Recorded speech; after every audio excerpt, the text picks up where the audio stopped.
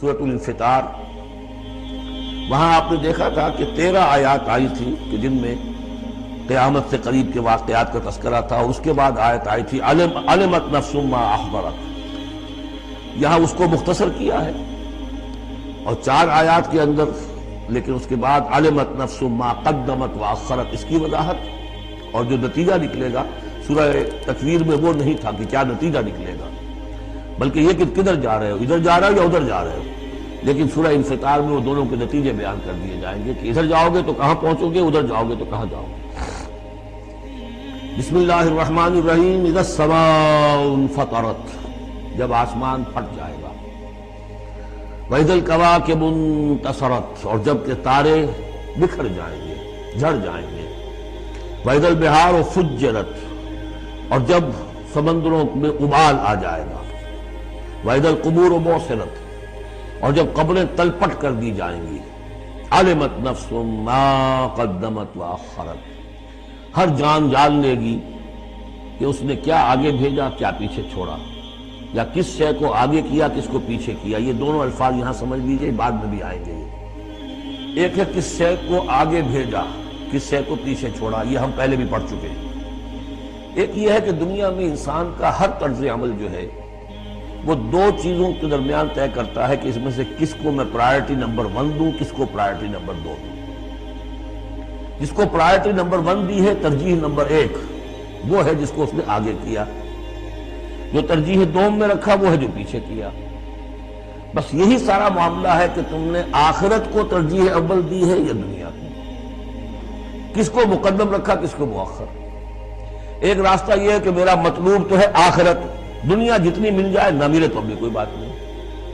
ایک یہ ہے طرز عمل کہ میرا اصل مقصود ہے دنیا، آخرت کچھ مل جائے تو بونس ہے، کسی کی سفارش سے مل جائے، کسی کے اور ہیلے بہانے سے مل جائے، لیکن مقصود میرا دنیا ہے۔ تو بما قدمت واخرت، کیا آگے کیا کیا پیچھے کیا، یا کیا آگے بھیجا کیا پیچھے چھوڑا۔ یا ایھا الانسان ما غرک بربک الکریم، اے انسان تجھے کس شخص نے دھوکے میں مبتلا کر دیا ہے اپنے رب کریم پر۔ یہ وہ مضمون ہے کہ جو سورہ حدید میں آ چکا ہے، سورہ لقمان میں آ چکا ہے، ولا یغرنکم باللہ الغرور، کہ یہ جو شیطان ہے یہ وسوسہ بھی پڑھاتا ہے، اس کی جو چالیں ہیں ہر ایک کے لیے ایک جیسی نہیں ہے۔ کسی کو یہ ہے کہ کسی فرض سے روکنے کے لیے نفل میں لگا دے گا، تم نفل کاموں میں لگے رہو، کوئی اونچی عبادت ہے، تقرب اللہ حاصل ہو جائے گا، فرائض سے کنارہ کشی ہو جائے گی۔ کہاں یہ اقامت دین اور کہاں یہ فرائض دینی چھوڑو، آپ تو بس ذکر کیا کرو اور تہجد پڑھا کرو، رات کو جاگا کرو، یہ ہے اصل نیکی۔ تو فرض سے غافل کر کے اگر نوافل میں لگایا بیڑا غرق کر دیا۔ تو اسی طریقے سے یہ اس کی ایک چال ہے، اللہ تو بڑا غفور ہے، بڑا رحیم ہے، یہ کیا چھوٹی چھوٹی باتوں پر وہ پکڑے گا، خام خواہ تمہیں خیال ہے، وہ اتنا کوئی خوردہ گیر نہیں ہے، اللہ بڑا غفور ہے، کریم ہے، رحیم ہے۔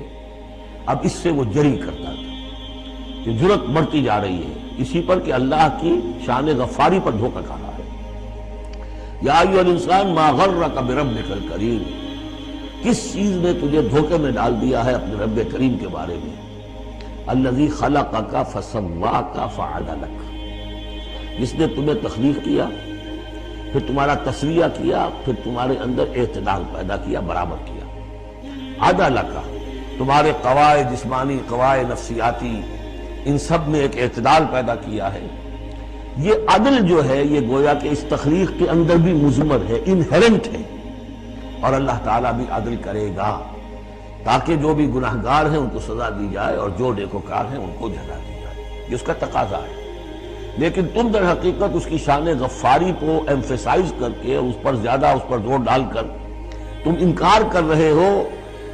فی ای صورت ما شاء رکبک، پھر جس شکل میں اس نے چاہا ہے تمہیں ترکیب دے دیا، جوڑ دے دیا۔ کلا بل تکذبون بالدین، تم جزا و سزا کا انکار کر رہے ہو، در حقیقت اللہ کی شان غفاری کے قصیدے نہیں پڑھ رہے ہو، بلکہ یہ شان غفاری کے قصیدے پڑھنے کا مطلب کیا ہے کہ تم در حقیقت جزا و سزا کا انکار کرنا چاہتے ہو۔ عصیاں سے کبھی ہم نے کنارہ نہ کیا، لیکن تیری رحمت نے گوارا نہ کیا۔ ہم نے تو جہنم کی بہت کی تدبیر، اس کے بعد آتا ہے لیکن تیری رحمت نے گوارا نہ کیا۔ اسیاں سے کبھی ہم نے کنارہ نہ کیا، پر تو نے دل آزردہ ہمارا نہ کیا۔ ہم نے تو جہنم کی بہت کی تدبیر، لیکن تیری رحمت نے گوارا نہ کیا۔ یہ بالکل وہی فلسفہ ہے۔ جہنم کی تدبیر کر رہے ہو تو اس کے عدل کا تقاضا ہے کہ جہنم میں پہنچائے تمہیں۔ یہ دھوکہ دے رہے ہو اپنے آپ کو، اس کے جزا و سزا، اس کے عدل کا انکار کر رہے ہو۔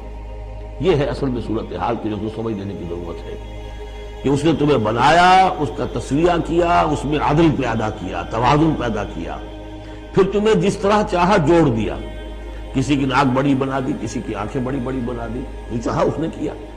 آپ نے اپنے فیچرز خود تو چوز نہیں کیے ہیں کہ اپنی مرضی کے مطابق بنا دیے گئے ہیں، آپ کی مرضی کے مطابق۔ حضرت حسان ابن ثابت نے کہا ہے حضور کے بارے میں کہ کأنک خلقت کما تشاء، اے نبی ایسے معلوم ہوتا ہے کہ آپ کو تو پیدا کیا گیا جیسا کہ آپ نے چاہا۔ آپ کا حسن جو ہے وہ اپنی جگہ پر ایک شے تھی، وہ ایک اعجازی صورت ہے۔ ظاہر بات ہے انسانوں کو جو بھی ملتا ہے وہ تو اپنا، اس کے ان کا چوائس کوئی نہیں۔ فی ای صورت ما شاء رکبک، مختلف اجزاء کو جس صورت میں چاہ جوڑ دیا۔ کلا بل تکذبون بالدین، اصل بات کیا ہے کہ تم جزا و سزا کا اور عدل کا انکار کر رہے ہو۔ وَإِنَّ عَلَيْكُمْ لَحَافِظِينَ، جبکہ ہم نے تمہارے اوپر وہ حافظ فرشتے بھیجے ہوئے ہیں۔ یہ تو پھر سب ایکسرسائز ان فیوٹیلٹی ہوئی۔ کائے کو ہم نے فرشتے بھیجے؟ خواہ تو دو سنتری تمہارے ساتھ ہم نے بٹھا رکھے کائے کے لیے؟ اگر جزا نہیں، سزا نہیں، پکڑ نہیں، محاسبہ نہیں، کچھ نہیں، تو یہ کیا ہے؟ ہم نے کاہے کو نہیں کیا؟ وَإِنَّ عَلَيْكُمْ لَحَافِظِينَ كِرَامًا كَاتِبِينَ، وہ بڑے باعزت فرشتے جو لکھ رہے ہیں، يَعْلَمُونَ مَا تَفْعَلُونَ، جو جانتے ہیں جو کچھ تم کر رہے ہو۔ یہ چیز اللہ نے پھر کاہے کے لیے کی؟ یہ سب جیسا کہ میں نے کہا ایکسرسائز ان فیوٹیلٹی ہے، یہ تو عبث ہے، کار عبث، اور اللہ تعالیٰ کوئی کار عبث بیکار نہیں کرتا۔ تو نتائج نکلیں گے۔ نتائج کیا ہیں؟ ان الابرار لفی نعیم، نیکوکار اللہ کے وفادار بندے وہ ہوں گے نعمتوں میں، وان الفجار لفی جحیم، اور جو فاسق و فاجر ہوں گے، جو کہ اپنی نفس کی شہوات و خواہشات کے بندے بن گئے ہوں گے، لفی جحیم، وہ جہنم میں ہوں گے۔ یصلونہا یوم الدین، داخل ہوں گے اس میں یوم الدین کو، جزا و سزا کے فیصلے کا دن۔ وما ہم عنہا بغائبین، پھر وہ وہاں سے کہیں جا نہیں سکیں گے، غائب نہیں ہو سکیں گے، وہاں سے نکلنے کا کوئی سوال نہیں، وہاں سے بھاگ جانے کی کوئی جگہ نہیں۔ وما ادراک ما یوم الدین، اور تمہیں کچھ پتا ہے، کسی نے کچھ بتایا ہے یوم الدین کیا ہے؟ ثم ما ادراک ما یوم الدین، پھر تمہیں کچھ اندازہ ہوا ہے کہ یوم الدین کیا ہے؟ یوم لا تملک نفس لنفس شیئا والامر یومئذ للہ، جب کسی جان کو کسی دوسری جان کے لیے کوئی اختیار حاصل نہیں ہوگا، اور امر کل کا کل اللہ کے ہاتھ میں ہوگا۔ والامر یومئذ للہ، لمن الملک اليوم للہ الواحد القہار، واتقوا یوما لا تجزی نفس عن نفس شیئا ولا يقبل منها شفاعۃ ولا یؤخذ منها عدل ولا هم ينصرون۔ وہ دن جانتے ہو، وہ دن وما ادراک ما یوم الدین ثم ما ادراک ما یوم الدین یوم لا تملک نفس لنفس شیئا والامر یومئذ للہ۔